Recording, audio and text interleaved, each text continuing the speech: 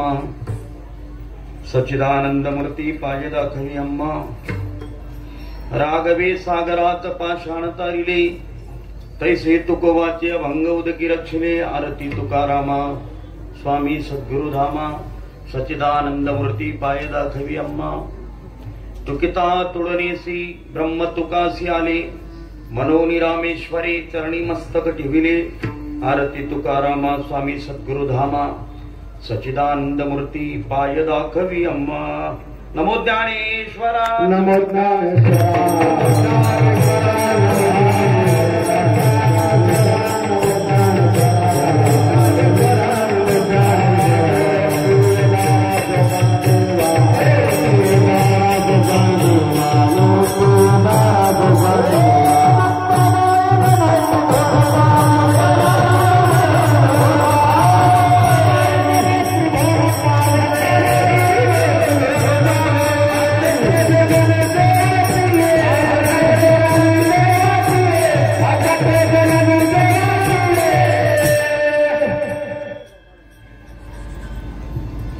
शुक्लां ब्रह्म विचार सार परमा मध्यां जगद्व्यापिनीं विना पुस्तकधारिणीं भयदां दाढ्यान्धकारापहं हस्ते स्फटिकमालिका विदधतीं पद्मासने संस्थितां वन्दे तां परमेश्वरीं भगवतीं बुद्धिप्रदां शारदां मनोजवं मारुतुल्यवेगं जितेन्द्रियं बुद्धिमतां वरिष्ठं वातात्मजं वानरयूतमुख्यं श्रीरामदूतं शरणं प्रपद्ये हे कृष्ण करुणा सिन्धु दीनबन्धो जगत्पते गोपेश गोपिका कांतम राधा कांतम नमस्तुते पंढरीच्या देवरा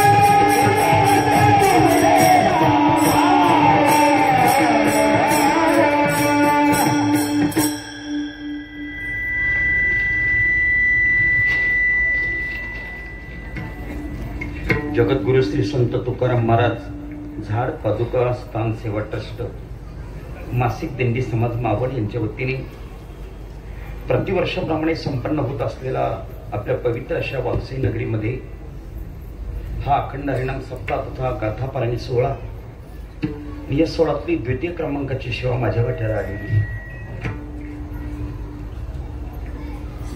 सेवा यशस्वी करण्यासाठी उपस्थित गुणीजन कलाकार गायक वादक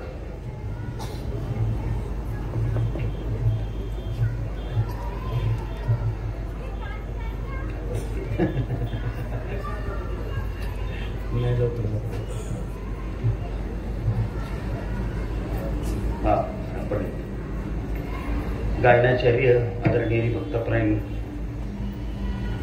गणेश मोहिते नाही बरोबर बरोबर संतोष घनवट गुरुजी आदी करून सगळी भजनी मंडळ सगळ्यांच्या चरणी मी नतमस्तक होतो. माझा परिचय नसल्यामुळे मी कोणाचं नाव उल्लेख करू शकत नाही, माफ करा. गेल्या 2 वर्षापासून तुमच्याकडे येण्याचा योग होता, परंतु तारीख बसत नव्हती. कधी बसली तर तुमचं जमत नव्हतं. अशा पद्धतीने ती तारीख मागे पुढे होत होती. आदरणीय जोशी काका माझ्या खूप संपर्कात होते. गेल्या 2 वर्षापासून ते माझ्या पाठीशी लागले. शेवटी यावर्षी त्यांनी ती तारीख बसवलीच. अत्यंत व्यस्ततेमध्ये या ठिकाणी येता आलं. जगद्गुरु तुकोबरांच्या पदस्पर्शाने पुनीत झालेल्या या भूमीत आणि छत्रपती शिवरायांच्या कर्मभूमीत तुम्हा सर्व सज्जन भक्तांच्या मांदियाळीमध्ये माझ्यासारख्या पामराची सेवा होणं हे मी माझं भाग्य समजतो. उभ्या महाराष्ट्रभर कीर्तन करतो. आवाजाकडे लक्ष ठेवा भाऊ. माझ्याकडे बरीच काम आहेत, तुमच्याकडे फक्त एकच काम आहे.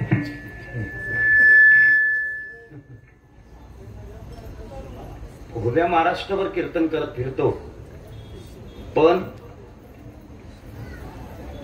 उभ्या महाराष्ट्रातून जोशी काका असं एकच तुमचं गाव बघायला मिळालं की इथे स्टेजवर उभा असलेला प्रत्येक माणूस फेट्या घालून उभा आहे. हे फक्त महाराष्ट्रात तुमच्या जवळ ही महाराजांची कृपा आहे.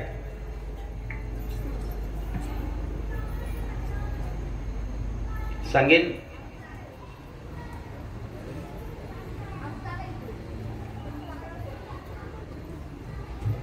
महाराष्ट्रातल्या मराठवाड्यामध्ये भक्ती फुलली,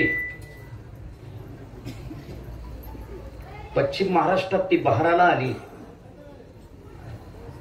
पण महाराष्ट्रातल्या मातीतल्या भक्तीला खरं ऐश्वर जे प्राप्त झालं ते केवळ पुणे जिल्ह्यातच.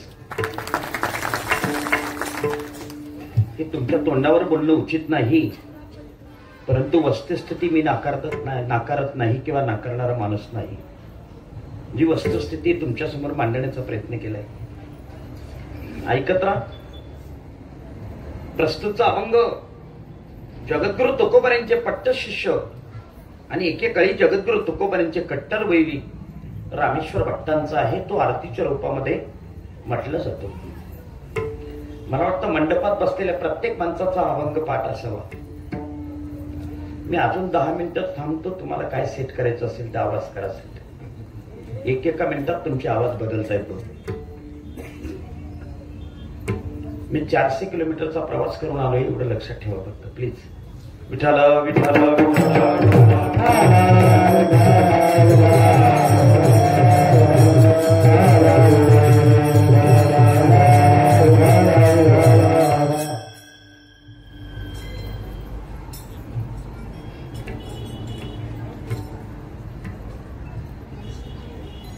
मंडपात बसलेल्या प्रत्येक माणसाचा हा अभंग मुखोद्गत असावा असं मानणारा मी आहे.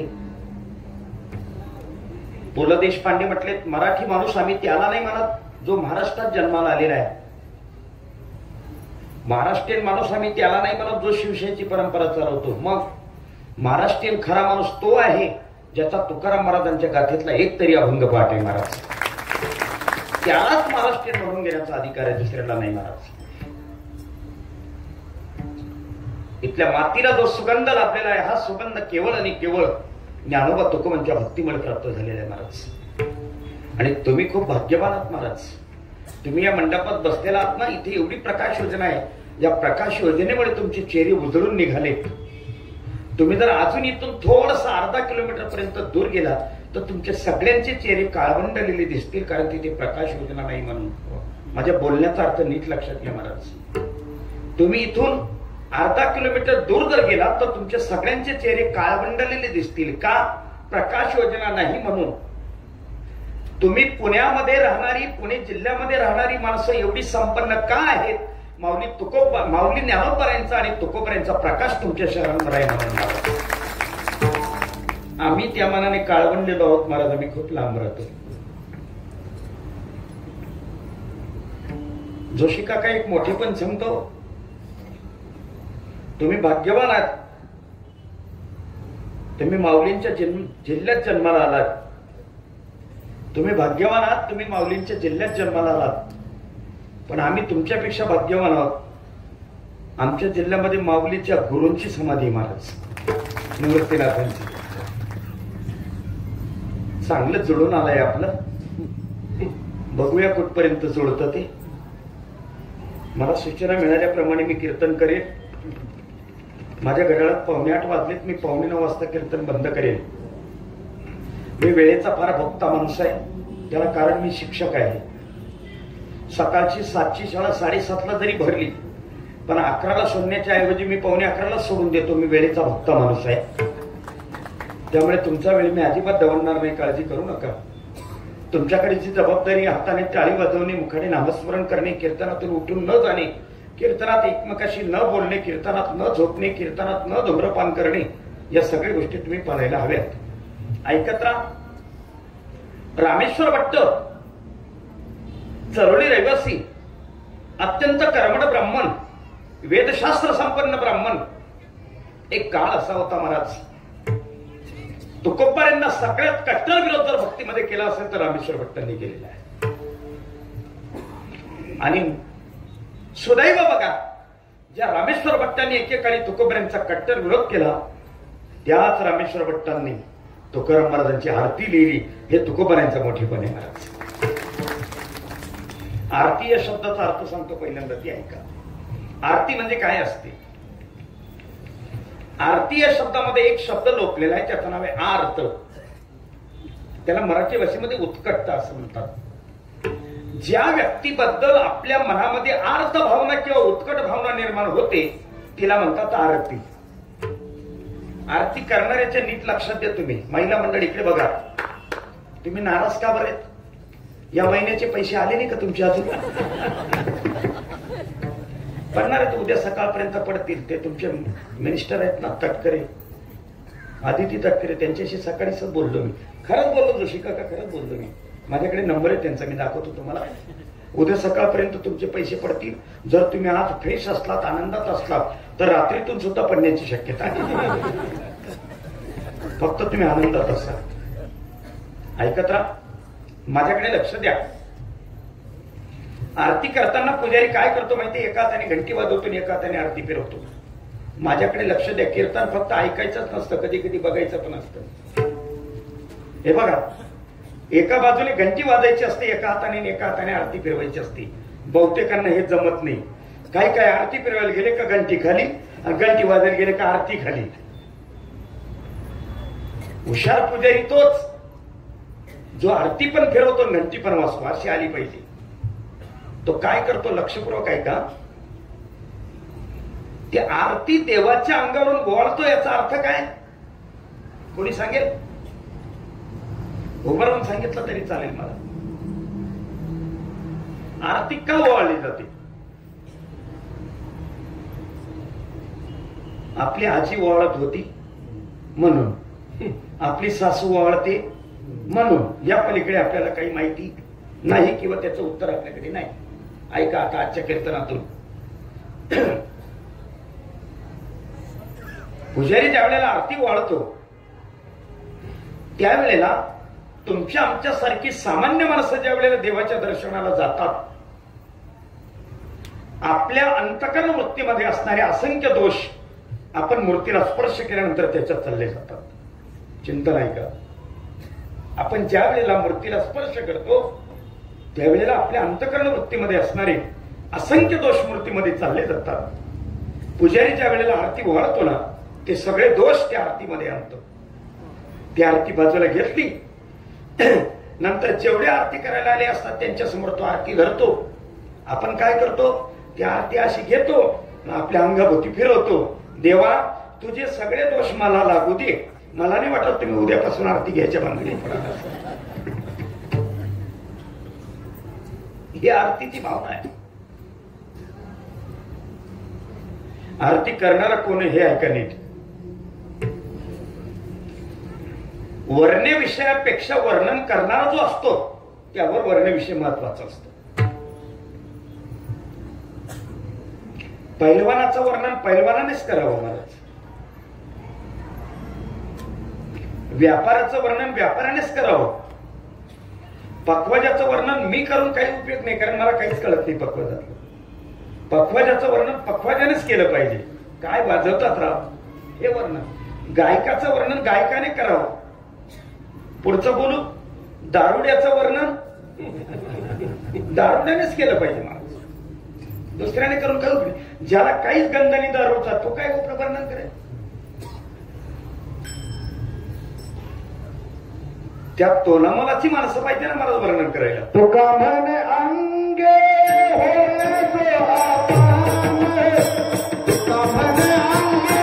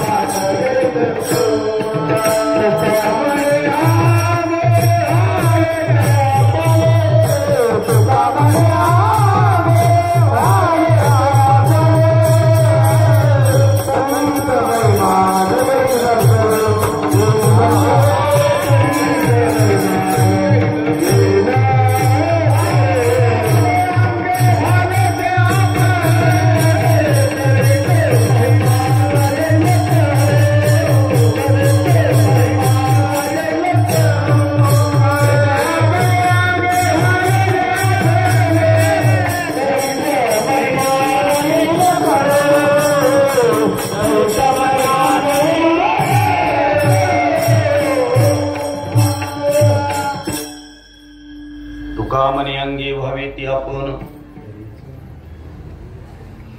तरीचा महिमान येईल कळो, तेव्हाच ते महात्म्य कळतं महाराज. मोरोपंत नावाचे कवी, त्यांनी तुकोबारांचं वर्णन केलेले, तुम्ही ऐकलं नसेल म्हणून ऐका. मला खात्री आहे तुम्ही ऐकलेलं नसेल. जर कोणी ऐकलं असेल तर माझ्यासोबत म्हणा. जयांची वदे पूर्ण वेदांतवाणी, म्हणावे कसे होत याला जीवानी. परब्रह्मरूपी असा जो तुकोबा, तयाची तुके कोण दुधा तुकोबा. दुसरा तुकोबा जन्माला येणे शक्य नाही महाराज, नाही शक्य.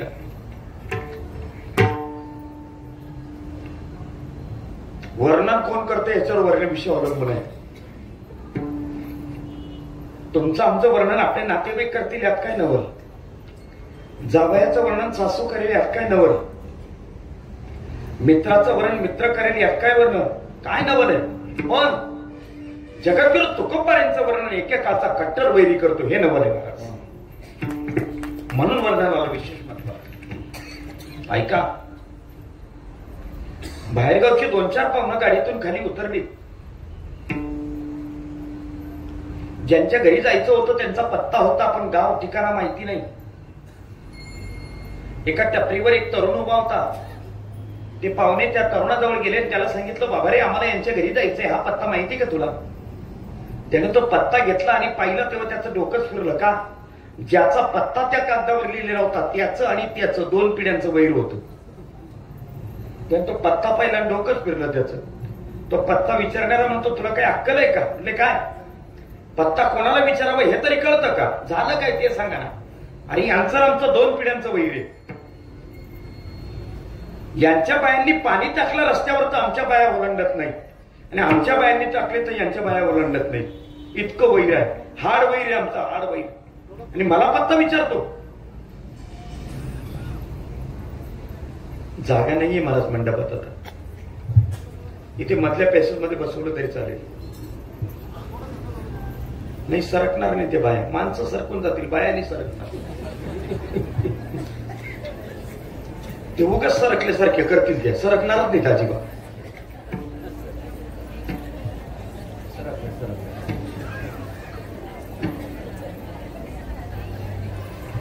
बसा बसा येणारे लोक किती वाजेपर्यंत येत राहतील, जेवणापर्यंत येत राहतील. बरं चांगलंय. बस झालं का मावशी, करू का सुरुवात. बसा बसा.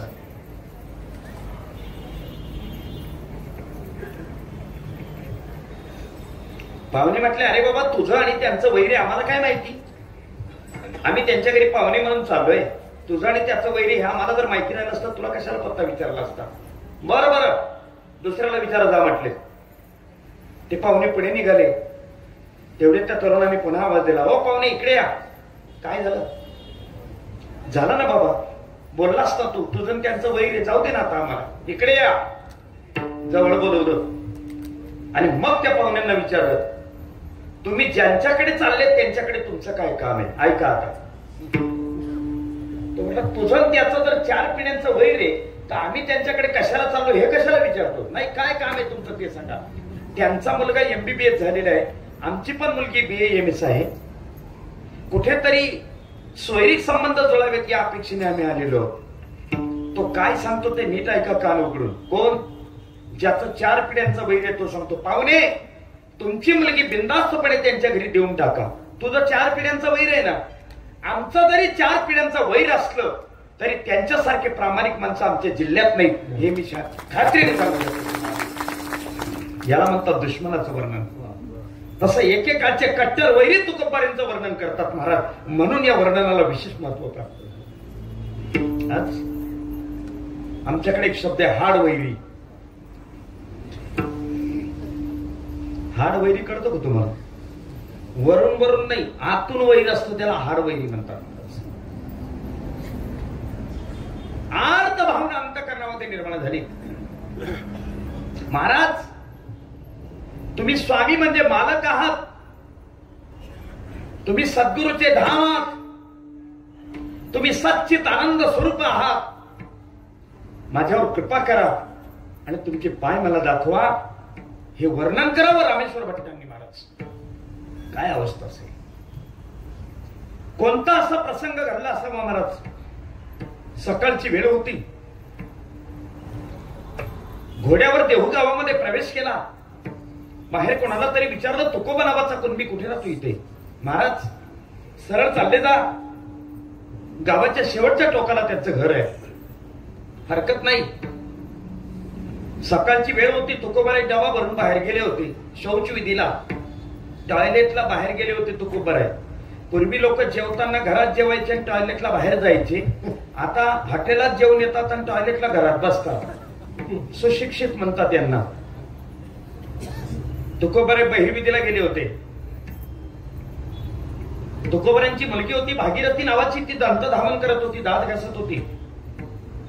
रामेश्वर भट्टाने विचारलं, बाळ तुकोबा कुंड्याचं घर हेच आहे? महाराज या ना, बसा ना.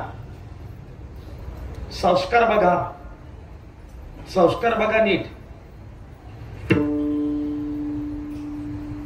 महाराज हेच तुकोबा कुंड्याचं घर आहे, या ना, बसा ना. हे संस्कार आहे. आपली मुलं इंग्लिश मिडियमला जायला लागल्यामुळे संस्काराचा बट्ट्याबोळ झाला. महाराज तुमच्या मुलांना तुम्ही सीबीएसई पॅटर्नला टाका, माझा अजिबात दुमत नाही. पण संध्याकाळी घरी आल्यावर तुळशी समोर देवा लावून राम रक्षा म्हणावी लागते. हे जर त्यांना नाही शिकवलं तर पुढची पिढी बर्बाद होऊन जाईल. लक्षात ठेवा.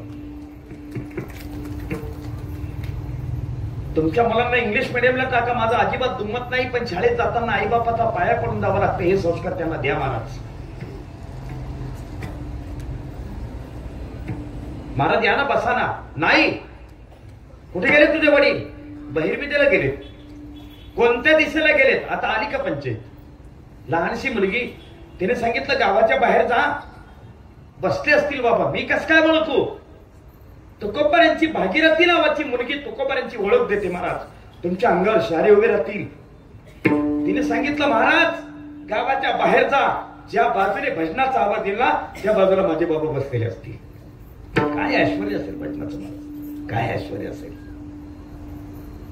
आणि खरंच महाराज गावाच्या बाहेर निघाल्याबरोबर एका बाजूने भजनाचा आवाज येत होता. त्या जागेवर पोहोचते रामेश्वर भट्ट. तुकोबाराय बहिर्विधीला बसले तरी भजन चालू होतं. बहिर्विधीच्या जागी भजन करतात का मंडळी? बहिर्विधीच्या जागी भजन करतात? बहिर्विधीच्या जागी बिड्या पेतात का भजन करतात? तुकोबाराय बहिर्विधीला बसले तरी भजन चालू होतं. महाराज बहिर्विधी संपली, जवळ आले, असे चिल्लेत महाराज रामेश्वर भट्ट. बुडवला रे तुम्ही कुणब्यांनी, परमार्थ बुडवला. काय झालं महाराज? तुला माहितीये का देवाचं नाव कसं आहे? कसं आहे? पवित्राणांचे पवित्राणाम योम मंगलानांचे मंगलम. देवाचं नाव पवित्र पवित्र आणि मंगलात मंगल आहे. एवढ्या खराब जागेवर घेतोस महाराज, मी काय करू? माझी मदत झाली.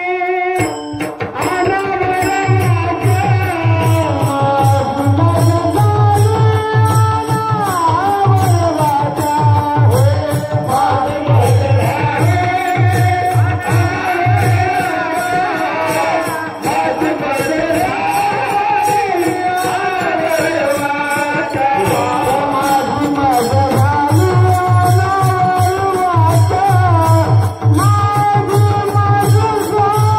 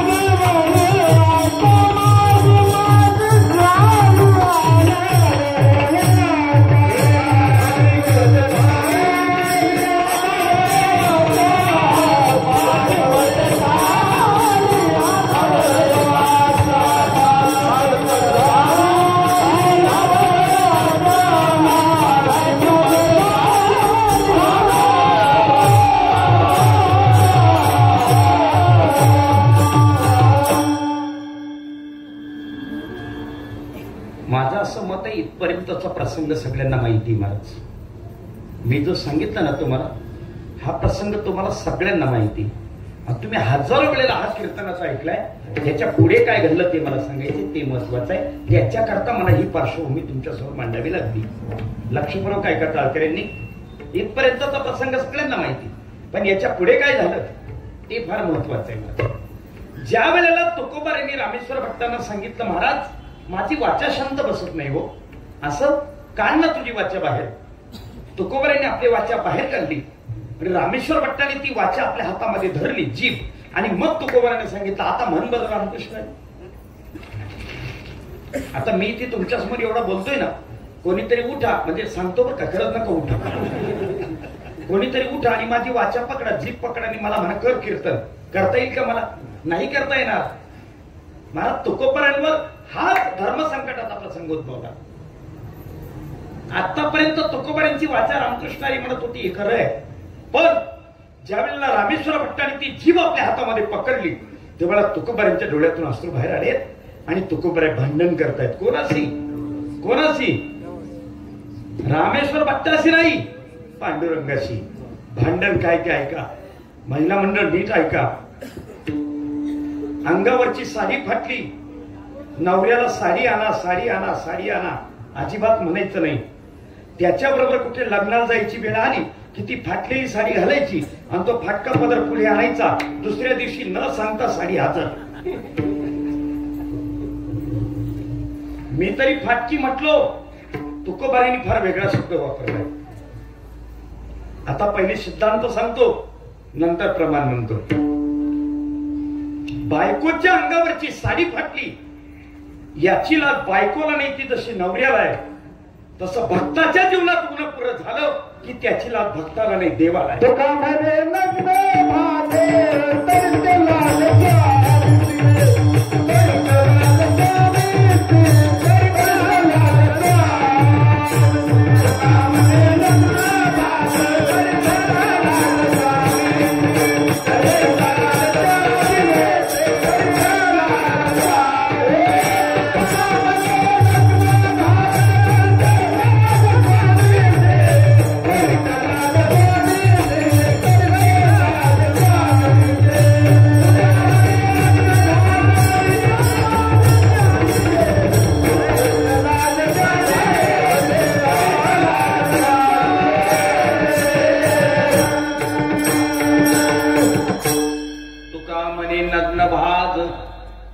तरी ते लाज स्वामीशी.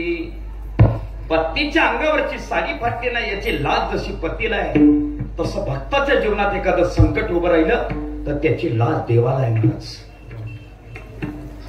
घळाघळा असून डोळ्यातून बाहेर आलेत. पांडुरंगा, आजपर्यंत तुझं भजन केलं ना, त्याची बेरीज चुकवायची वेळ आज आलेली आहे. विटेवरची मूर्त थर राहत होती महाराज, असामान्य प्रतिभा होती. तुकोबारांची ओळख करून दी महाराज एका शब्दात. स्वतःच्या संसाराची राख रांगोळी करून जगाचा संसार फुलवणारी जमात संत जमात आहे महाराज. मी कीर्तनातून सांगावं, तुम्ही एक तासात ऐकून जावं, एवढे तुकोबारे सोपे नाही जावं, एवढे तुकोबारे सोपे नाही. मराठी मनावर अधिराज्य करणारा जगविख्यात साधू, इंद्रायणीच्या काठावर उठलेलं भक्तीचं वादळ, मानवतेचा महान नंदादीप, भागवत संप्रदायाच्या विशाल वटवृक्षाला लागलेलं गोंडस्फोड आणि प्रगल्भ बुद्धिवंतांच्या बुद्धीलाही न उलगडलेलं कोडं म्हणजे तुकोबार आहे. याहीपेक्षा मला कोणी विचारलं तुकाराम महाराज म्हणजे कोण, तर मी काय सांगेन माहितीये? विश्व निर्माण करत्याच्या विशाल राजप्रसादाच्या गवाक्षातून खाली डोकावता डोकावता त्याच्या राजमुकुटातून निखळलेला मोती म्हणजे तुकोबार आहे महाराज. एवढं सामान्य नाही ते. विटेवरची मूर्त थर हल्ली. पांडुरंगा, संसाराची राख रांगोळी करून तुझं भजन करतोयस. माझ्या भजनाला एवढी कसोटी. वाळवंटामध्ये पाल ठोकून सांगेल या जगात देव नाही म्हणून खबरदार. विटेवरची मूर्त थर हल्ली. मराठमोळ्या मातीत अद्भुत क्रांती घडली. इंद्रायणी ढसा ढसा रडली महाराज. आणि आश्चर्य सांगेल, आतापर्यंत तुकोबारायांची फक्त वाचा रामकृष्णाने म्हणत होती, पण रामेश्वर भट्टांनी जेव्हा वाचा हातामध्ये धरली तेव्हा तुकोबारायांच्या रोमांच्यातून रामकृष्णाने बाहेर पडला. हा प्रसंग जगद्गुरु तुकोबारायांच्या जीवनातला प्रसंग रामेश्वर भट्टाने पहिल्यांदा आपल्या डोळ्याने पाहिला आणि अर्थ स्वरूपाला प्राप्त झाले. अभंगाचा पहिल्याच्या आरती तुकारामा स्वामी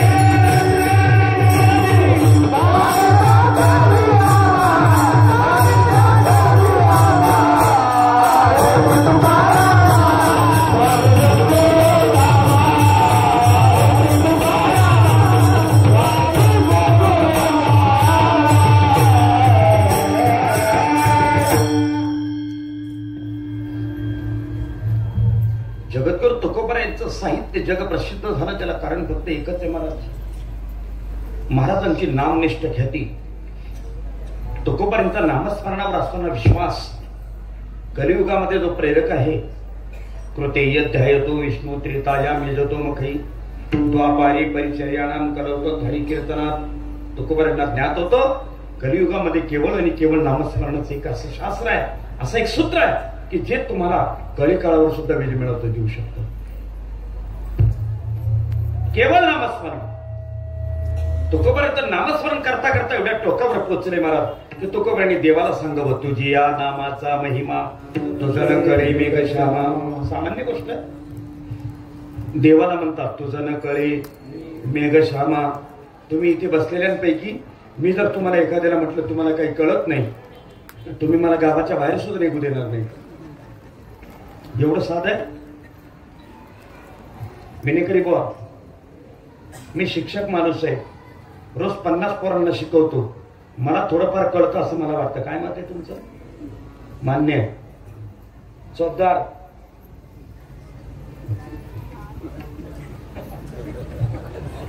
घाबरले? पुण्यातले चौकदार अख्ख्या महाराष्ट्राला घाबरवतील ते. मी रोज 500 लोकांना 5000 लोकांना प्रबोधन करतो, मला थोडंफार कळतं असं मला वाटतं. काय मत आहे तुमचं? ते अपक्ष येतो वाटतं, कोणत्याच पक्षाचे नाही ते. चौकदारांच्या तब्येतीला भारी येत पण राहा काही दोन ते बरंच साईडला उभे आहेत. मी रोज 500 लोकांना प्रबोधन करतो, मला थोडंफार कळतं असं मला वाटतं. काय मत आहे तुमचं? मान्य. तुम्ही सगळेजण ऐका. मी रोज 50 पोरांना शिकवतो, मला थोडंफार कळतं. विनेकरांना वाटतं. मी 500 लोकांना प्रबोधन करतो, मला थोडंफार कळतो. चौकदाराला वाटतं. तरी माझी बायको मला म्हणते तुम्हाला काही कळत नाही. हा आजार तुमच्या पण घरी आहे ना, म्हणून तर एवढे मनमोकळे असले तुम्ही.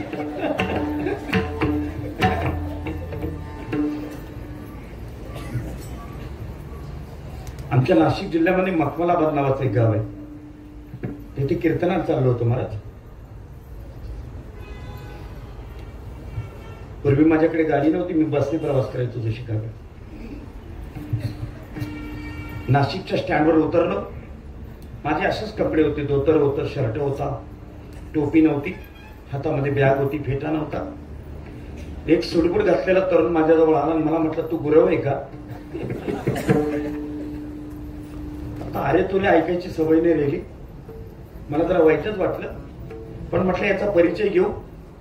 त्याचा जेव्हा मी परिचय काढला तेव्हा मला कळालं 5वी ते 10वी आम्ही एकाच बेंचवर बसून अभ्यास केलेला होता आणि माझा तो बालपणीचा मित्र होता. खूप आनंद वाटला महाराज श्रीमाला. त्यांनी माझ्याकडे पाहिलं. तुमचं लक्ष आहे का? तुमची मनस्थिती खराब दिसते मला. त्याने माझ्याकडे पाहिलं आणि मला म्हणे, तू अजून सुधारलाच नाही का म्हणे. मला म्हणे. त्याला म्हटलं, का बरं, या असे काय कपडे घालतो, पांढरे कपडे म्हणे. त्या म्हटलं, राहू दे हो, पांढरे कपडे चांगले असतात. पांढरे कपडे घातलेला माणूस हजारो लोकांमध्ये उठून दिसतो महाराज. त्याला मेंटेनन्स आहे. रोज कपडे धुवावे लागतात, रोज. घरामध्ये बाथरूम मध्ये जेव्हा आदळापट होते तेव्हा मला कळत ते रोज धुवावे लागतात, मेंटेनन्स आहे. जीनची पॅन्ट वास आली तरच धुवायची ती. वास येण्याच्या अगोदर धुतली तिचा अपमानच आहे महाराज तिचा.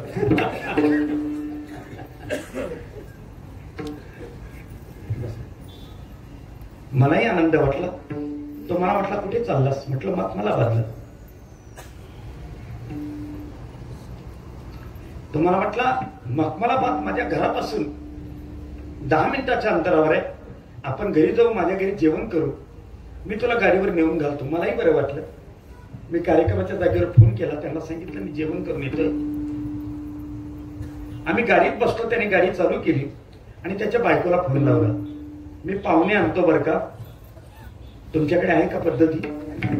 आहे ना, असलीच पाहिजे. त्या बाईने तिकून आवाज दिला, हरकत नाही पाहुणे आणा म्हटले, पण येताना दूध घेऊन या म्हटले. काय सांगितलं? दूध घेऊन या. आम्ही गप्पांमध्ये इतके रंगलो महाराज, त्याला पण आणि मला पण दोघांना आठवण पडली. कशाची? दुधाची. घरात पाय की दारात पाय? त्या बाईने पहिला प्रश्न विचारला, काय? शाबास, काय तयारी आहे तुमची? धन्य माता पिता तयारीची आहे. तो पाहायचा माझ्याकडे, मी पाहायचो त्याच्याकडे. त्याची बायको त्याला माझ्या समोर म्हटली, तुम्हाला काही कळत नाही. मला हसू आलं. स्वाभाविक आहे. त्याला बायको बनल्याचं दुःख नाही महाराज, मी असल्याचं दुःख झालं. तो मला म्हटलं, तू का बरं असलास? तुला काही कळत नाही. तो म्हटलं, मी एक्झिक्युटिव्ह इंजिनियर आहे, 1,75,000 रुपये मला पगार आहे, 35 मुलं माझ्या हाताखाली काम करतात. मी त्याला म्हटलं, संजय तरी तुला काही कळत नाही? अरे हो, तुला काही कळत नाही. मी त्याच्या बायकोच्या बाजूनेच बोलत होतो, कारण माझं जेवण बाकी होतं.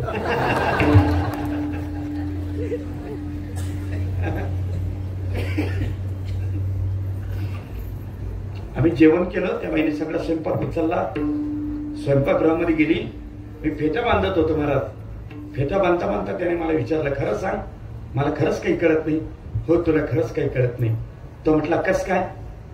20 वर्षानंतर आपल्या नवऱ्याचा मित्र दारात आला, त्याला पाहून सुद्धा तुझी बायको म्हणते तुम्हाला काही कळत नाही. अशी बायको तू 15 वर्षापासून वागवतोय, म्हणून मला वाटतं तुला काही कळत नाही. जगद्गुरु तुकोबरायचा देवाला सांगतात, तुका म्हणे आम्हा जन्म घोर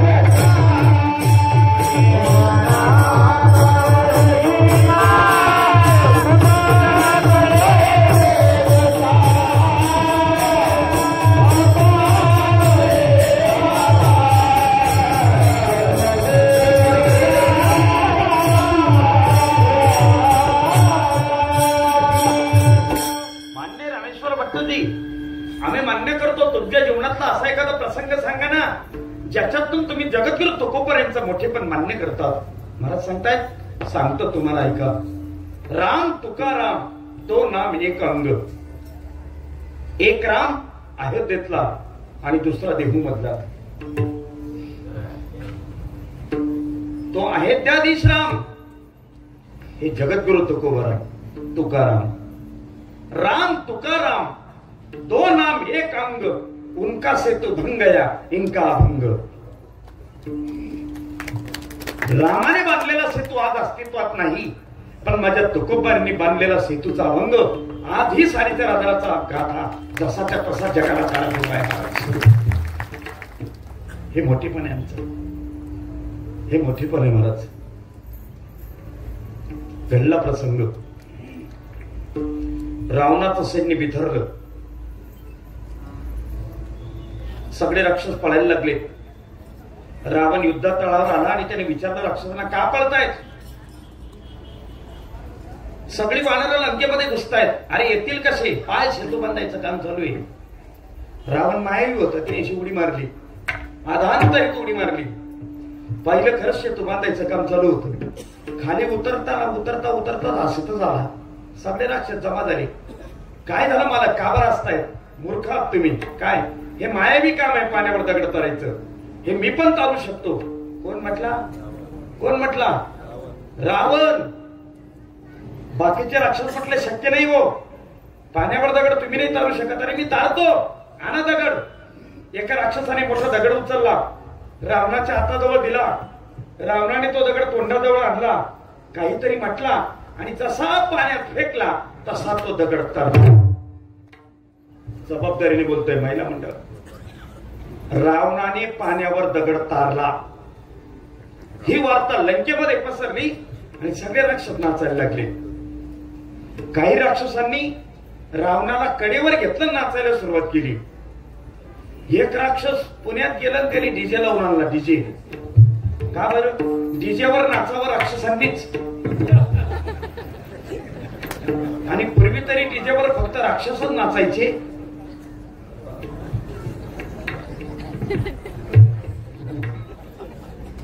पूर्वी तरी डीजेवर फक्त राक्षसच नाचायचे. आता राक्षसिनी पण नाचायला लागले महाराज. भर चौकामध्ये सासू पाहत नाही, सासरा पाहत नाही, दीर पाहत नाही, जेठ पाहत नाही. आपल्या डोक्यावरचा पदर काढते. आता राहू दे, आता नका घेऊ, राहू दे, आता नका घेऊ. लगेच कमरेला खोसते आणि मुसलमानाच्या बँडवर अशी नाचते महाराज भर चौकात. रसातळाला घातले महाराज तुम्ही, रसातळाला. इकडे हात करतोय मी, इकडे हात करतोय. तुम्ही मला पुन्हा कीर्तनाला नाही बोलवलं तरी चालेल. तुमचा माझा काही ऋणानुबंध नाही. हा मंडप सोडून जाताना फक्त एकच व्रत करा, आजपासून आपल्या एकाही आया बहिणीला भर रस्त्यावर नाचू देऊ नका. ही शिवरायांची अवलाद आहे.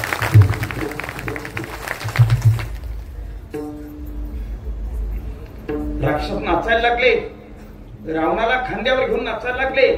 रावणाची मिरवणूक काढली, ती मंदोदरीच्या दारासमोर आली.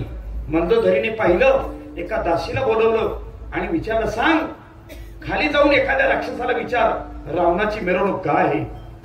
त्या दासीने खाली तपास केला आणि वरती जाऊन सांगितलं, मंदोदरी आई, तुम्ही भाग्यवान आहात, तुमच्या नवऱ्याने पाण्यावर दगड तारला. गपकन मंदोदरी खाली बसली. का? रावणाची वाट पाहत होती. माणसाने सगळ्या जागी मिजास मारायची, फक्त बायको जवळ मारायची नाही महाराज. तिला आपला सगळा सातबारा उतारा माहित राहतो. बाहेर मुख्यमंत्र्यांपर्यंत मिजास मारा, घरात आल्यावर गुपचूप बसायचं, अजिबात गडबड करायची नाही. संध्याकाळ झाली, रावण आला. मंदोदरीने पहिला प्रश्न विचारला, मालक एक प्रश्न विचारू. दरदरून घाम सुटला रावणाला. काय? पाण्यावर दगड तारण्याची ताकद रामामध्ये पण नाही. दोनच इंजिनियर असे आहेत, त्यांना या पाण्याची खोली माहितीये. ते शापित आहेत, त्यांचं नाव आहे नल आणि नील. तेच फक्त पाण्यावर दगड तारू शकतात. तुम्ही पाण्यावर दगड तारला कसा? रावण म्हटला, जाऊ दे मंदोदरी, मी राजकारण केलं. रावण म्हटला, मी राजकारण केलं. रावण म्हटला, मंदोदरी, मी राजकारण केलं. राजकारण करावं रावणांनीच. मंदोदरी, मी राजकारण केलं. काय राजकारण केलं? माझं सैन्य बिथरलं होतं. मग पाण्यावर दगड कसा तारला ते सांग, ते सांगा. मंदोदरी, मी एकच काम केलं. एका राक्षसाला सांगितलं, आण दगड. तो दगड उचलला, माझ्या तोंडावर धरला आणि त्या दगडाला सांगितलं, हे दगडा, तू पाण्यावर तरला तर ठीक, नाही तर तुला राम नामाची शपथ म्हणून जसा फेकला तसा तो दगड पाण्यावर तरला. दृष्टांत संपला. रामेश्वर भक्त म्हणतात, लोक हो, मी असा प्रसंग ऐकलेला आहे. असा प्रसंग ऐकलेला आहे. राघवाने पाण्यावर नगर तारले, पण तो सेतू आज अस्तित्वात नाही. पण माझ्या तुकोबर यांचा 4,500 अभंगाचा गाथा आजही जनमानसाला तारत उभा आहे. अभंगाचा जरी दगडा चैतवया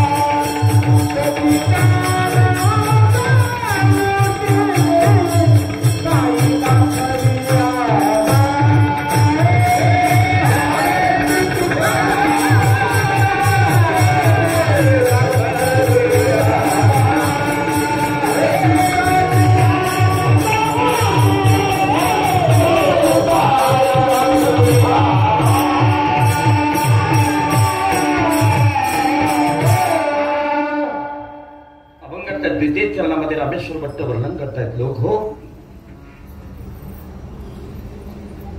ही अद्भुत किमया केवळ आणि केवळ जगद्गुरु तुकोबाराज साध्य करू शकतात. महाराज ऐका,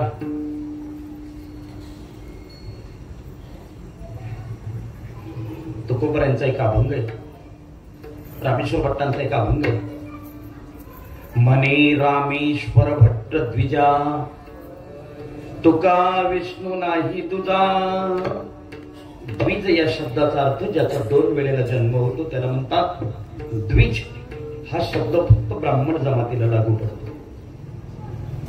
रामेश्वर भट्ट संवाद साधतायत ते ब्राह्मणांची. त्या काळामधली ब्राह्मण ही जात नाही, एक वृत्ती होती, आणि त्या कर्मठ वृत्तीला अनुसरून जगद्गुरु तुकोबारायांनी जे जे काही जगतामध्ये महान कार्य केलं त्याचा परिचय रामेश्वर भट्ट सामान्य माणसाला देतील यात नवल नाही. महाराज मग ब्राह्मणांना सांगताय, मने रामेश्वर भट्ट द्विजा, तुका विष्णू नाही तुझा. लोक हो, ऐका बरं, मी माझ्या स्वानुभवाने सांगतो तुम्हाला. तुकाराम महाराज भगवान महाविष्णूचा अवतार आहेत. हे कोणी सांगावं? रामेश्वर भट्टांनी सांगावं. महाराज त्या काळातल्या एका कर्मठ वृत्तीला अनुसरून रामेश्वर भट्टांनी छातीतोडपणे केलेलं हे प्रतिपादन झणझणीत डोळ्यात अंजन घालण्यासारखं आहे. महाराज काय तुकोबारांचा अनुभव आलाय. महाराज 4,500 अभंग म्हणजे जीवन जगण्याचं तत्वज्ञान आहे. महाराज लक्षात ठेवा, तुकाराम महाराजांची गाथा वाचायची असेल तर कधीतरी पहाटेला वाचा. महाराज एका ठिकाणी तुकोबारांनी म्हणावं, वेदांचा तो अर्थ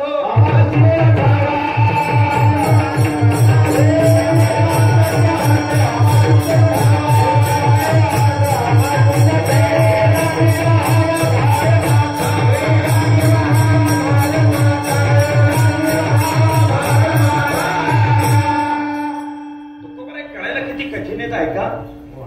एका बाजूला तुकोबराय म्हणतात वेदांचा अर्थ आमासित ठावा, आणि एका बाजूला तुकोबराय म्हणतात मी तव अनाथ अपराध.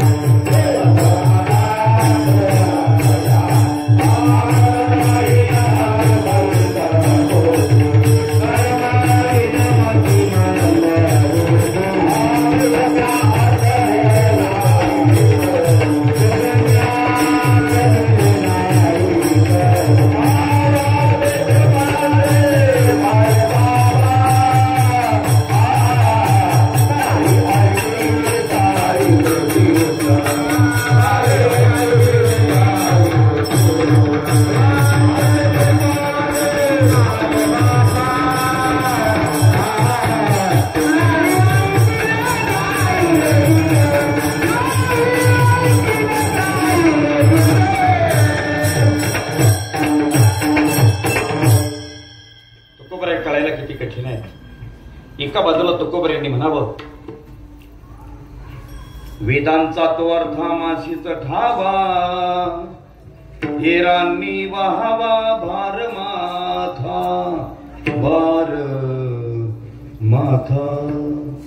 दुसऱ्या बाजूला तेच तुकोबरे म्हणतात मी तर अनाथ अपराधी, कर्महीन मतिमंद बुद्धी, तुझ म्या आठविले नाही कधी, वाचे कृपानिधी माय बाबा. एका बाजूला तुकोबऱ्यांनी म्हणावं भक्ती ते कठीण, सुळावरील पोळी, निवळे तो बडी विरळा शूर. त्याच बाजूला तुकोबऱ्यांनी म्हणावं भक्ती पंत बहु सोपा, भक्ती पंत बहु सोपा, पुण्य नागविला बाबा, पुण्य नागविला. कधी कळावे तुकोबऱ्या मला फार कठीण आहे. रामेश्वर भक्त सांगतायत नामनिष्ठता केवळ आणि केवळ जगद्गुरु तुकोबऱ्यांजवळच पाहिली आम्ही. महाराज सर्वसामान्य माणसाला परमार्थ करता यावं तो योग्यांनीही करावा, एवढी उत्कट साधना केवळ माझ्या तुकोबऱ्याच जातीमध्ये माझी, केवळ तुकोबऱ्यामध्ये. ऐका कलियुगामध्ये केवळ आणि केवळ भक्तीचं महात्म्य वर्णन करावं माझ्या तुकोबऱ्यांनी. इथे फक्त भक्तीपंत बहु सोपा हे प्रमाण जर सिद्ध करायचं असेल तर फक्त एकच प्रमाण म्हणावं लागेल तुम्हाला, कामामध्ये काम, काही म्हणा राम राम, जाईल भवश्रम सुख होईल दुःखाचे. तुम्ही जे काम करताना ते काम करताना देवाचं नाव घ्या. तुकोबरा सांगताय शेतकऱ्यांनी शेती करावी देवाचं नाव घ्यावं, व्यापाराने व्यापार करावा देवाचं नाव घ्यावं, नोकरदारांनी नोकरी करावी देवाचं नाव घ्यावं. स्त्रियांना तर फार सोपं आहे, स्वयंपाक करता करता देवाचं नाव घ्यावं. भाकरी करता का तुम्ही? भाकरी नाही. तुम्ही भाकरी करता का? मला वाटतं तुमच्याकडे माणसं करत असतील बस. आता काही बोलतच नाही, मग काय सांगेल मला. घरामध्ये 7-7 कोटी माणसाला बोलू देत नाही, ते एक शब्द बोलत नाही. भाकरी करता का तुम्ही? भाकरी बरं. काठो काय का तुमच्या घरी? काठो तुमच्या घरी काय असं थोडं विचारलं मी तुम्हाला, फक्त काठो काय का नाही, हो किंवा नाही एवढंच उत्तर आहे त्याचं. नाही पाहिजे तरी आहे का? पण तुम्ही स्टीलचं असतं का पितळाचं? लाकडाचं. बरं आहे मग आता काठो राहिलं नाही. मला बाया सुशिक्षित झाल्यात, त्या स्टीलच्या ताटामध्ये भाकरी करतात. ते स्टीलचं ताट दोन्ही पायांच्या अंगठ्यामध्ये असं दाबून धरतात, मग त्यांच्या पदस्पर्शाने पावन झालेली भाकर आपण खातो. सुधरून गेल्यात बाय, सुधारण्याचेच लक्ष नाही. आणि त्यात पुणेरी बायका जास्त सुशिक्षित आहेत. ऐका भाकरी करताना तुम्ही एकच सूत्र धरायचं लक्षात ठेवा. किती माझ्या तुकोबऱ्यांनी किती खाली उतरून परमार्थ शिकवावा लोकांना. एकच काम करा, मी भाकरी बरोबर करतो का लक्ष ठेवा. महिला मंडळ नीट लक्ष ठेवा.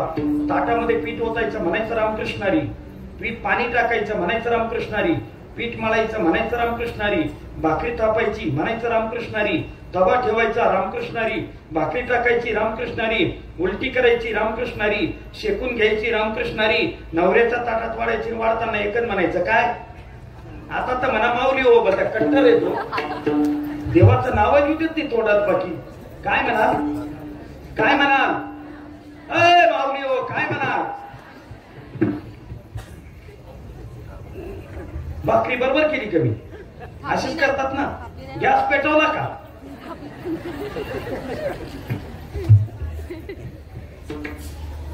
नाथ महाराजांनी याच्याकरता पुन्हा एक अभंग लिहिला महाराज. हरी बोला देता घेता हसता खेळता उठता बसता सर्व कार्य करता जनी विजनी एका जनार्दनी हरी बोला. आमच्या खानदेशामध्ये नंदुरबार नावाचा एक जिल्हा आहे. तिथे एक साधू जन्माला आला. त्यातून आम्ही संत दगाबाबा महाराज एकच भजन करायचे. हरे राम राम राम हरे हरी. त्यांना जर कोणी विचारलं बाबा दूध घेता का? हरे राम. बाबा जेवण करा ना? हरे राम. एसटी दिसली का असं हात द्यायचे. ड्रायव्हरने गाडी उभी केली का मध्ये बसायची. कंडक्टरने जर विचारलं बाबा तिकीट? हरे राम. तुम्ही नका बरोबर का असं तुम्हाला उतरून देते. आयुष्याच्या अखेरच्या काळामध्ये त्यांना एक व्याधी झाली. गुजरातच्या एका हॉस्पिटलमध्ये त्यांना दाखल केलं. एकाच क्वार्टर पडले होते 15 दिवस. एवढंच भजन करायचे. हरे राम. 16व्या दिवशी डॉक्टरांनी विचारलं बाबा आज तुमचा डिस्चार्ज आहे, तुमचं बिल कोण भरणार? बाबांनी विचारलं बिल म्हणजे काय? पैसा कोण देणार? बाबांनी विचारलं डॉक्टर पैसा म्हणजे काय? साहेब माझे गुरुजी सांगायचे त्या साधूने त्याच्या उभ्या आयुष्यात पैशाला हातच लावला नव्हता. मी कीर्तन तो सांगावं तुम्ही 1 तासात ऐका वेळ सोपणी रजाव. डॉक्टरच्या अंगावर सर्रकन काठी उभे राहिले. डॉक्टर म्हणते बाबा तुम्हाला पैसा म्हणजे काय माहित नाही? नाही डॉक्टर मला नाही माहिती पैसा म्हणजे काय. माझ्या स्टाफने तुमची शुश्रूषा केली 15 दिवस. त्याचा मोबदला म्हणून तुम्हाला मला धन द्यावा लागलाय. धन का? धन आहे ना माझ्याकडे. कुठे?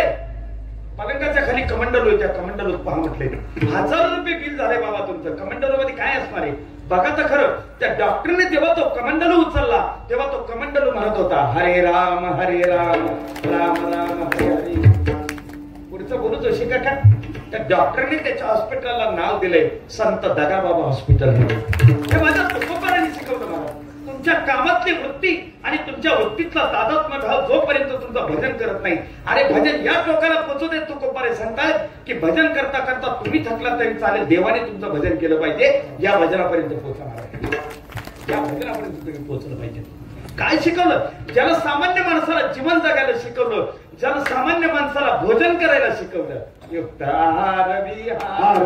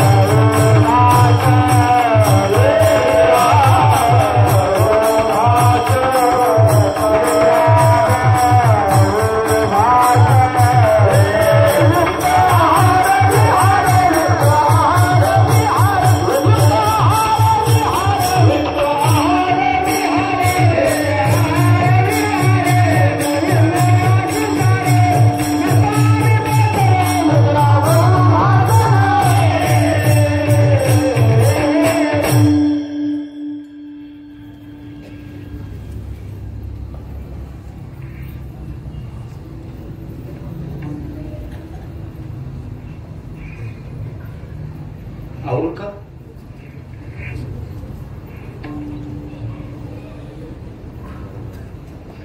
पाच मिनिटं.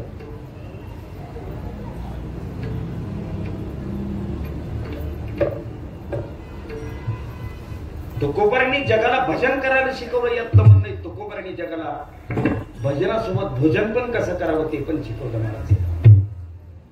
तुकोबारांनी म्हणावं खायला मिळत नाही म्हणून जगात लोक कमी आजारी आहेत. वाक्य नीट आहे का? खायला मिळत नाही म्हणून लोक जगात कमी आजारी आहेत. इतके खाऊन आजारी पडलेत महाराज. आमच्या शहरामध्ये एक व्यापारी होता महाराज. त्याचं वजन फक्त 180 किलो होतं. तो रिक्षावर दुसऱ्याला बसू द्यायचा नाही, म्हणजे जागाच नाही राहायची तर काय बसू ती. योगायोग महाराज एके दिवशी त्याच्या घरामध्ये चोरी झाली. त्या चोराची चोरी करून बाहेर पडण्याची घाई आणि त्या व्यापाऱ्याला जाग यायची काही एकच झाली. त्यात तो चोर धरला, जमिनीवर आपटला आणि त्याच्या छातीवर जाऊन बसला. त्या चोराचं वजन 42 किलो. विचार करा त्याला खाली काम शेत दिसत असेल का लोणावळा दिसत असेल बरं. एवढ्या गर्दीमध्ये तो व्यापारी आपल्या पोराला आवाज देतो, बाळू उठ रे पोलिसांना बोलू ना. म्हणे का बरं? हा पाय मी चोर पकडलाय म्हणे. अंधाराची वेळ ते पोरग उठून उभं राहिलं आणि आपल्या बापाला विचारतो चोर कुठे? हा पाय मी त्याच्यावर बसलोय म्हणे. त्याला दिसत सुद्धा होता तो. अंधार होता. दाराजवळ गेलं ते पोरग. पोलिसांना बोलायला जायचं होतं. चप्पल पाहत होतं. अंधार असल्यामुळे चप्पल सापडत नव्हती. बरेच वेळ झाले. त्या व्यापाऱ्याने पुन्हा आवाज दिला. बाळू गेला नाही का अजून? जातो बापू. चप्पल कोण राहिलो? चप्पल. तो चोर म्हणे तुझी सापडत नाही. शब्द माझी घालून जाय पण लवकर जाय. मारून म्हणे मला. एवढे लोक जेवतात. जेवताना पोटाचे 4 भाग पाडायचे असतात मनाने. 2 अन्नाने भरायची, 1 पाण्याने भरायचा आणि 1 श्वासोश्वासा करता रिकामा ठेवायचा. याला म्हणतात जेवण. लोक काय करतात? जो अन्नाने भरायचा तो बी अन्नानेच भरतात. जो भाग पाण्याने भरायचा तो बी अन्नानेच भरतात. श्वासोश्वासाच्या भागावर अतिक्रमण होतं तेव्हा आतून पत्र येतं कृपया माल पाठवणे बंद करा. गोडाऊन फुल झालेला आहे. अधिक माल पाठवण्याचा प्रयत्न केल्यास उर्वरित बाहेर येण्याची दाट शक्यता आहे. कळावे आपला ढेकर. त्या लोकांना सांगावं लागलं महाराजांना युक्त आहार विहार. ऐका, अरे काजू बदाम पिस्ते अक्रोड जर्दाळू खाऊन लोक 50 वर्ष जगत नाही. झाडाचा पाला आणि कंदमुळं खाऊन ऋषी मुनी हजारो वर्ष जगतात. महाराज कोणी सांगितलं तुम्हाला खाल्ल्यावर तब्येत सुधारते असं? मनातला गैरसमज दूर करून टाका. मांसाहार करणाऱ्या माणसांना मी चॅलेंज करतो. तुम्हाला काय वाटतं मांसाहार कशा करता करतो तुम्ही? ताकद मिळवण्यासाठी? अरे या जगातला सगळ्यात ताकदवर प्राणी हत्ती आहे पण तो गवत खातो महाराज. या जगात सगळ्यात वेगवान धावणारा प्राणी हरिण आहे पण तो गवत खातो. तुम्ही मांस खातात तरी कशा करता सांगा ना? कशा करता करतात? एका ठिकाणी 4 भाऊ होते. 3 माळकरी आणि 1 बिगर माळकरी. ते घरातले माणसं म्हणे मला त्याला सांगावं माळच घालत नाही. त्याला म्हटलं तुम्ही एक काम करा त्याला माझ्याबरोबर जेवायला बसवा. बसवलं जेवायला. जेवता जेवता मी त्याच्या गळ्याला हात लावला. त्याला म्हटलं काय तुझ्या गळ्यात माळा नाही? तो म्हणे नाही. घरातले सगळे माणसं माळ करी तू एकटाच बिगर माळ करी. तो म्हणे महाराज मला पाहुण्यांकरता ठेवलंय म्हणे. तुला पाहुण्यांकरता ठेवलंय तू मांसाहार करतो म्हणे. मग त्याला नारीकडे मांसाहार करू नये. मांसाहार केल्याने बट नेलिझम नावाचा रोग होतो. मांसाहार करणाऱ्या माणसाची गुडकी वयाच्या 40 बस करे बस करे.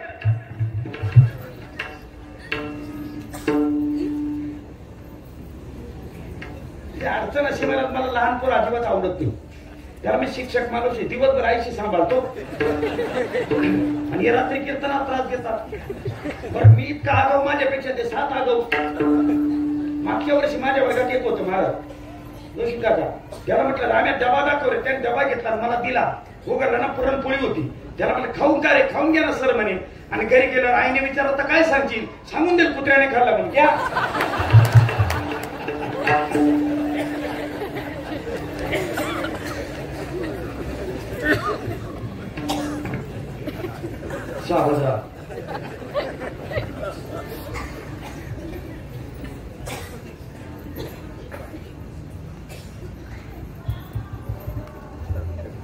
मांसाहार का करतो? मला पाहुण्यांकरता ठेवलंय म्हणे.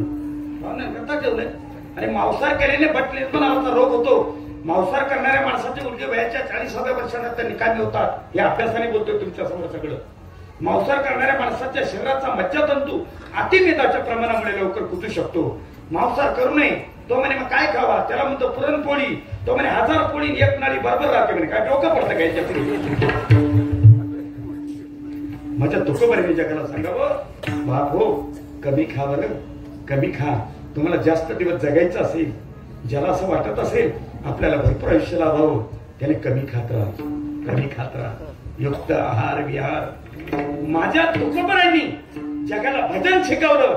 त्याच माझ्या तुकोबारांनी जगाला भोजन पण शिकवलं. ऐका, ज्या तुकोबारांनी या जगाला जन्म शिकवला त्याच तुकोबारांनी या जगाला मृत्यू पण शिकवला. विठोबा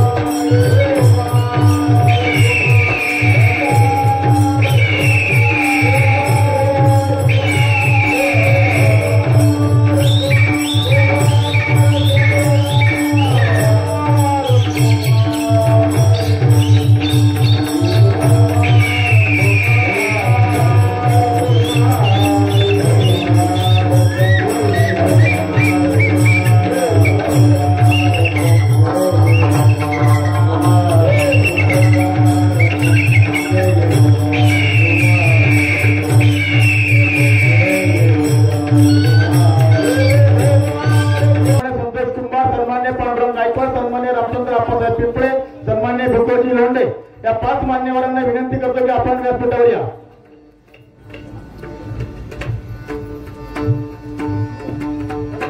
ठोकार कुमारी जय जय ठोकार कुमारी ठोकार कुमारी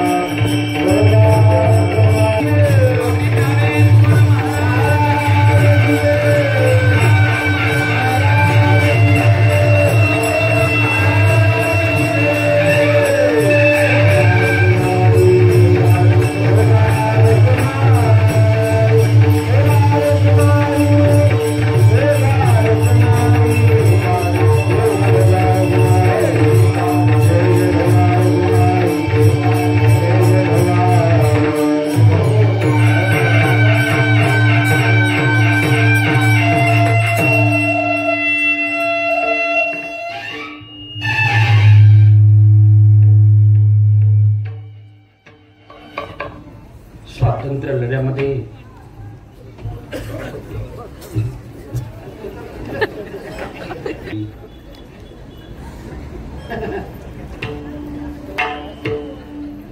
समाज हा पुढारलेला व्हावा आणि समाजामध्ये त्यांनी पुढारलेल्यासारखं राहावं अशी उत्कट अंतःकरणातली भावना ज्यांनी ज्यांनी आपल्या हृदयातून व्यक्त केली त्या सगळ्यांची वेशभूषा या ठिकाणी या चिमुरड्यांनी अतिशय उत्तम प्रमाणे सादर केली. त्या सगळ्या चिमुरड्यांचं आणि ज्यांनी वेशभूषा करून दिली त्या वेशभूषकारांचंही जोरदार टाळ्या वाजून आपण एकदा स्वागत करायचं. धन्यवाद. तुमच्या पुण्यात काहीतरी आगळं वेगळंच असतं पण आनंद वाटला. त्या मनाने मला वेळ कमी मिळाला. माझ्याकडे 10 मिनिटं बाकी आहेत. चालेल ना? अजून एखादा तास बोललो चालेल? चालेल. माझ्याच आठवड्यात उठणार आहे. तुम्हाला काय बोलणार? ऐकत राहा. 10 मिनिटांमध्ये कीर्तन थांबवतो. रागवी सागरात पाषाण तारिले तैसे तुकोबाचे अभंग उदकी रक्षिले. रामेश्वर भट्ट एवढ्यावर तुकोबारांची थोरवी तुम्ही वर्णन केली. तुकोबार म्हटले रामेश्वर भट्टे नाही. मी काय केलं माहिती का? ते काय एक तराजू आणला म्हटले. तराजू आणला आणि त्या तराजू मध्ये तुलना केली. नीट ऐका माझ्याकडे लक्ष द्या. मी तुम्हाला पहिले पण बोललो कीर्तन फक्त ऐकायचं नाही कधी कधी पाहायचं पण असतं. तो तराजू असा हातामध्ये धरला. एका बाजूला तुकोबारांना बसवलं आणि एका पारड्यामध्ये ब्रह्म टाकलं. सर्वसाधारण मध्ये व्यवहारामध्ये जी वस्तू जड असते ती वस्तू खाली जाते आणि जी वस्तू हलकी असते ती वर जाते. बरोबर आहे का? बरोबर आहे का? व्यापारी माणसं आहेतच इथे. व्यापारी माणसं फार हुशार असतात महाराज.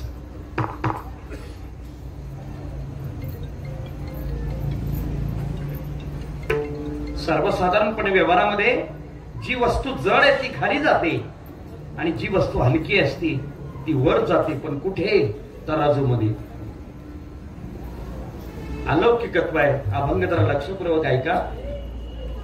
रामेश्वर भट्ट म्हटलेत, मी ज्या वेळेला एका बाजूला एका पारड्यामध्ये तुकोबारांना टाकलं आणि एका बाजूला ब्रह्माला टाकलं, त्यावेळेला तुकोबारांचं पारडं जड झालं. मग जड झाल्यावर तुकोबारांचं पारडं खाली जायला पाहिजे होतं आणि ब्रह्माचं पारडं वरती जायला पाहिजे होतं. असं व्हायला पाहिजे होतं ना. अलौकिक क्रांती झाली. रामेश्वर भट्ट म्हणतात असं नाही घडलं. मग मी जसा तराजू वरती उचलल्याबरोबर ते ब्रह्माचं पारडं वरती जाण्याच्या ऐवजी सरळ तुकोबारांच्या पायाजवळ येऊन मिळालं. ही थोरवी तुकोबारांची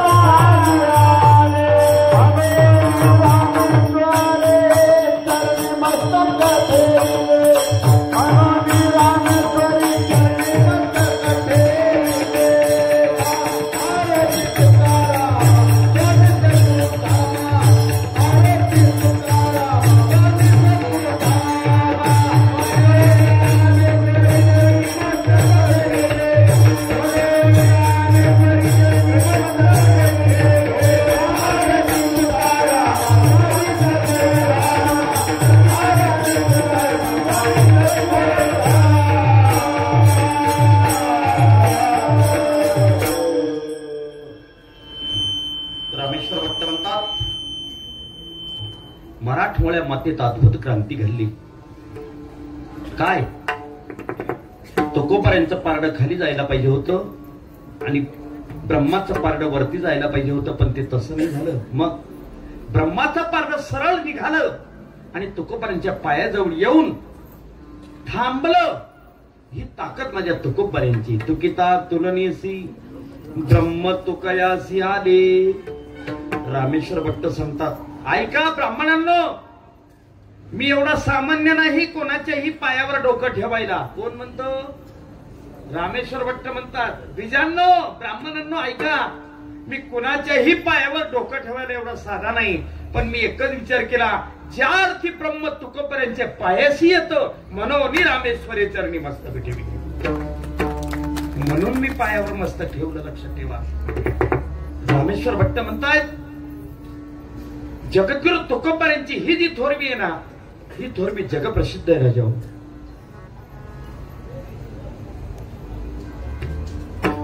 तुमच्या पुण्यामध्ये दिलीप चित्रे नावाचे एक लेखक आहेत. त्यांनी 2 पुस्तकं लिहिली. एक तुकाराम आणि दुसरं पुन्हा तुकाराम. कधी मिळाले तर वाचा महाराज. खरं तर सांगू का जोशी काका, खूप पुस्तकं वाचलीत. मला एमएच्या दुसऱ्या वर्षाला गाथाच अभ्यासाला होती तुकोबारांची. महाराजजी खूप पुस्तकं वाचली, खूप अभ्यास केला. पण खरं सांगू, आता गाथा आणि ज्ञानेश्वरी शिवाय दुसरं काही वाचावं असं वाटतच नाही होतं. या ग्रंथांची ही थोरवी आहे महाराज. नमो सद्गुरु तुकया ज्ञानदीपा, नमो सद्गुरु सच्चिदानंद रूपा, नमो सद्गुरु भक्त कल्याण मूर्ती, नमो सद्गुरु भास्करा पूर्ण कीर्ती. जगद्गुरु तुकोबारांचं वर्णन त्यांच्या हयातीत 2 लोकांनी केलं. एक रामेश्वर भट्ट आणि 2 निळोपाराय. निळोपारांचं ही वर्णन तुकोबारांच्या बद्दल एक अलौकिक आहे. काय वर्णन अलौकिक आहे म्हटले? काळ इतका बेहतर आहे, त्याने आजपर्यंत कोणालाही सोडलं नाही महाराज. 9वी मर्गे 10वी मर्गे सहस्राध्यायची 33 कोटी देवता मर्गे पडे काल की फासी. पीर मरे पैगंबर मर्गे जिंदा जोगी, तपी तपी संन्यासी मर गए आकी मरगी. तीनों लोक पे छत्र विराजे लोटा कुंज विहारी, कहत कबीरा वो भी मर गए कोण रहत बिचारे. हे मरणाऱ्यांची यादी आहे बर का. तुम्ही फक्त मरे म्हणा. महिला मंडळ काय म्हणायचं? काय म्हणणार? मरे. मी यादी सांगतो तुम्हाला कोण कोण मरत पा. पीर मरे, पैगंबर, महिला मंडळ फक्त, जिंदा, जपी, जोरात बोला ना, तपी, संन्यासी, काही आवाज नाही, तुम्ही बोला, हकीम, रोगी, वैद्य, डॉक्टर, याला म्हणतात आवाज, वकील, इंजिनियर, आमदार, खासदार, पंतप्रधान, राष्ट्रपती, आजचा कीर्तनकार,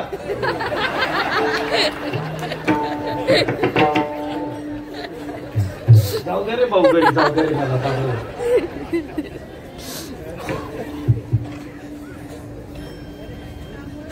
याला म्हणतात आवाज.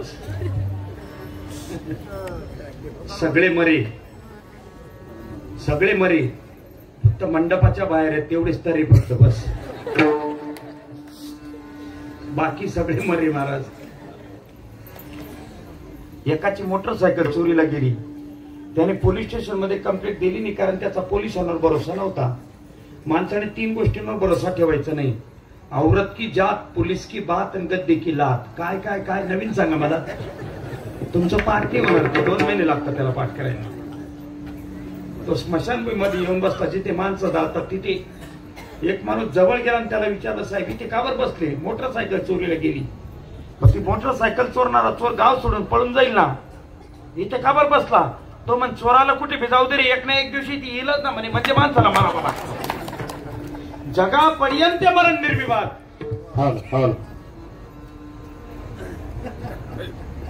काय झालं, आवरू का? मला वाटतं माझं काही चुकलं का काय म्हटलं.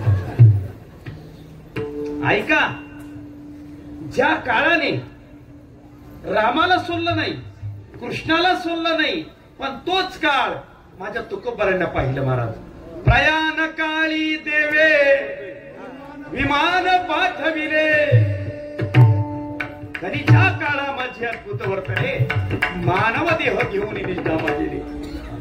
निळा म्हणे सकळ संता तोच विधी. जो काळ जगासाठी घातक आहे तोच काळ आम्हाला पाहिल्यावर पुढे पडतो. म्हटले जगा काळ खाय आम्ही माथा दिला पाय, ही ताकद. आणि म्हणून रामेश्वर भट्ट म्हणतात, मी त्याच्यामुळेच माझा माथा जगद्गुरु तुकोबारांच्या पायावर ठेवला.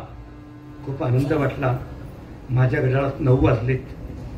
कीर्तनाची वेळ संपुष्टात आली. बरोबर आहे का? बरोबर आहे. 9:15 झाले. 5 मिनिटं कमी आहेत का? 9 मिनिटं कमी. 9 मिनिटं कमी. बरोबर. अजून 9 मिनिटं बोलू का? मग मला भीतीच वाटते. काही माणसं इकडे उभे आहेत, काही पुढे उभे आहेत, त्यामुळे थोडीशी भीती वाटून राहिली मला. ते एके दिवशी कीर्तनात गेलो महाराज, एक माणूस असा काठी घेऊन फिरत होता. माझा जीवच घाबरला. आपली तब्येत पहिली अशी. मी त्याला म्हटलं, का बरं फिरून राहिले? तो म्हणे तुम्ही तुमचं चालद्या म्हणे. आणखी आला तो 2 मिनिटांनी. म्हटलं का बरं फिरताय? तो म्हणे तुमचा काही संबंध नाही, तुम्हाला कीर्तनासाठी कोणी बोलवलं त्याला पाहून राहिलो.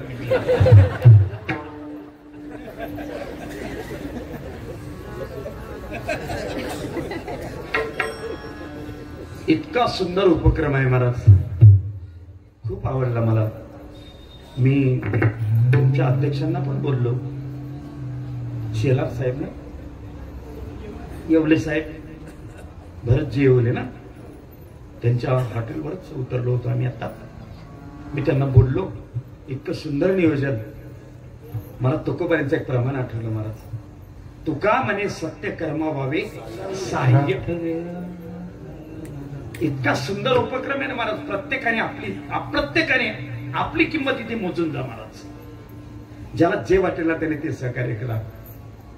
इथे टाळ घेऊन उभं राहण्याला जेवढं पुण्य आहे तेवढंच कीर्तन ऐकणाऱ्याला आहे, तेवढंच स्वयंपाक करणाऱ्याला आहे, तेवढंच महाप्रसाद वाढणाऱ्याला आहे, तेवढंच या ठिकाणी पत्त्या टाकणाऱ्याला आहे, तेवढंच यांना जेव घालणाऱ्याला आहे. काहीच जमलं नाही तरी एक काम करा, या सप्ताची निंदा करू नका, त्याला सुद्धा तेवढंच पुण्य आहे.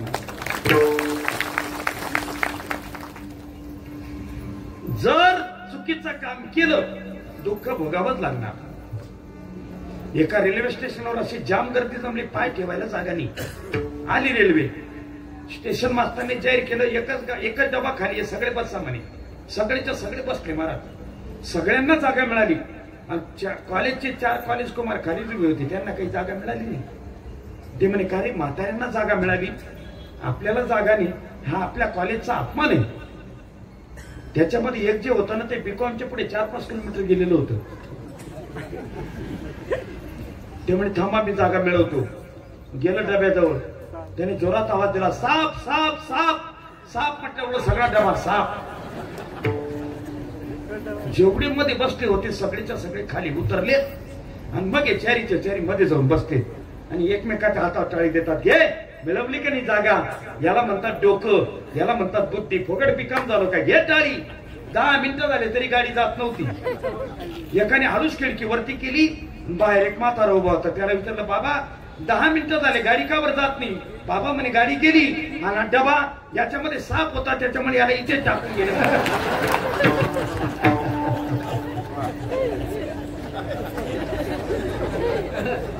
औरों को शक्कर खिलाने से अगर शक्कर खिलती है तो औरों को चक्कर खिलाने से क्या घी मिलेगा? चक्कर ही मिलेगी. काही काही माणसं असं म्हणतील, एवढ्या उपक्रमामध्ये आम्ही आजपर्यंत सहकार्य केलं नाही आणि आता केलं तर चालेल का? चालेल. तुकाराम महाराज म्हणतात आम्ही मागचं काहीच पाहत नाही, मागे केले पाहू नका, पुढे जामीन आहे. तुका तुमच्याकडून काय चुका झाल्या असतील आतापर्यंत सोडून द्या. चुका करत नाही त्याला देव म्हणतात, चुका करतो पण दुरुस्त करतो त्याला माणूस म्हणतात. चुका करूनही दुरुस्त करत नाही त्याला जनावर म्हणतात. सासूची चुनबाईची भांडण झाली, आता खरं कीर्तन चालू झालं. झाली भांडण, दोघं जेवल्या नाही, तेवढा चांगला फायदा होतो. जेवण करत नाही ते. सासू बी जेवली नाही, सुनबाई बी जेवली नाही. पूर्वीचा काळ, पूर्वी सुना लवकर उठायच्या. पूर्वी सुना लवकर उठायच्या. पूर्वी ती सुनबाई उठली, घरातल्या सगळ्या माणसांच्या आंघोळी झाल्या होत्या. तिने दोनाभर नदीवर दोन धुवायला गेली. घरातले माणसं शेतीत निघून गेली. राहिली कोण घरामध्ये? सासू. ती म्हणे कालपासून उपाशी होता आपण, घरामध्ये जाऊ, एखादा पदार्थ बनवू, खाऊन टाकू, भांडे घासून ठेवून देऊ आणि सुनबाईला असं दाखवू, पाय मी कालपासून उपाशी जाईल. हिला म्हणतात सासू. शिरली घरामध्ये, तिने शेवया तयार केल्या. शेवया स्त्रियांना आवडतात पण फार. स्त्रियांना 4 गोष्टी आवडतात: साय, शेवई, उतरण, जावई. काय काय काय नवीन सांगा. साय म्हणजे दुधावरची साय. नवऱ्याला जरी दूध वाढायला गेला असा गोड घालते वरती ओढते तिला, त्याचा असा जीव संतापून जातो. तो म्हणतो पडू दे ना, तिची पडून राहिली पण बाया पडूनही दे. साय मध्ये बी बोलतात जीव मारो, शेवयांमध्ये बी बोलतात जीव. मागच्या वर्षाचे किती डबे बळलेले आहेत ना, या वर्षी केल्याशिवाय त्या राहणारच नाही. हाताच्या तरी करतील, नाही तर पायाच्या तरी नाही, पाठाच्या तरी करतील. पूर्वी माझ्याकडे गाडी नव्हती महाराज. एसटी स्टँडवर आलो, पाय ठेवायला जागा नाही, अशी गर्दी. कंडक्टरला म्हटलं मला मध्ये घे. एवढी गाडी जर सुटली तर कीर्तन सापडत नाही. त्याने मला हळूच मध्ये घेतलं. एक बाई सीटावर खोका धरून बसली होती, ती जागा देत नव्हती कोणाला. मागणारे बी चांगले मागत नव्हते. बायांची कसं बोललं पाहिजे, बायांमध्ये प्रचंड ताकद आहे ना महाराज. एक स्त्री या देशाची पंतप्रधान झाली, एक राष्ट्रपती आहे भाऊ, एक लोकसभेची सभापती आहे, एक अर्थमंत्री आहे, एक चंद्रावर गेली, एक मंगळावर गेली, एक शनी मंदिरावर चढून गेली. आणि आता काय काय त्या टोल नाक्यावर बसून दिलेले आहे. त्याचा कोणाचाच काळ घेत नाही भाऊ.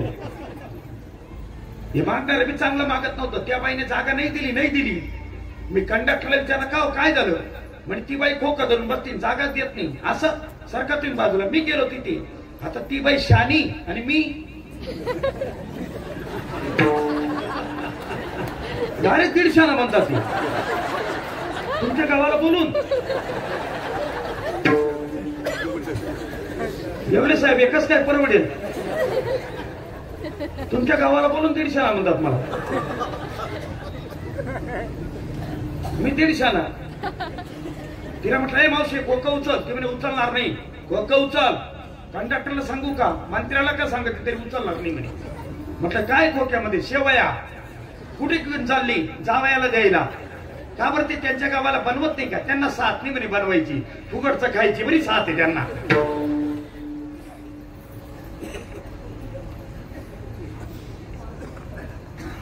शेवया तयार केल्या तिने सासूने. शेवया एका ताटामध्ये ओतल्या, दूध टाकलं, साखर टाकली, खायचं ना गुपचूप.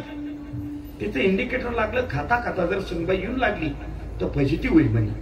तिने काय केलं, ते तसंच्या तसं ताट उचललं आणि मध्ये अंधारा घरात जाऊन बसती खायला. तेवढ्यात सुनबाई येऊन लागली. तिने पाहिलं सासू तर काही घरामध्ये दिसत नाही.